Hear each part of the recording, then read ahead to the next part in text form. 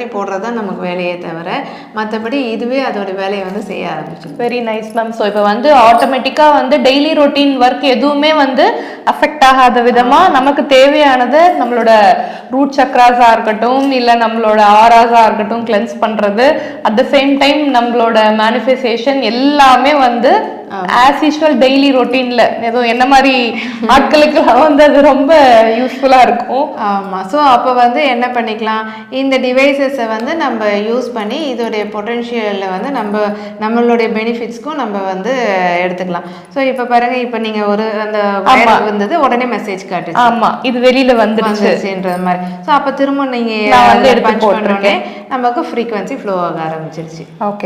ஓகேவா? ஸோ இதுதான் இந்த பிங்க் ஆப்போடைய ஸ்பெஷாலிட்டி. என்னென்னா நீங்கள் வந்து இன்டர்னலாக உங்களுடைய செல்ஸ், இப்போ நம்ம சொல்லிட்டு இருந்த மாதிரி அந்த செல்ஸ்லேயே போயிட்டு அதை வந்து கரெக்ஷன் ஆரம்பிக்குது.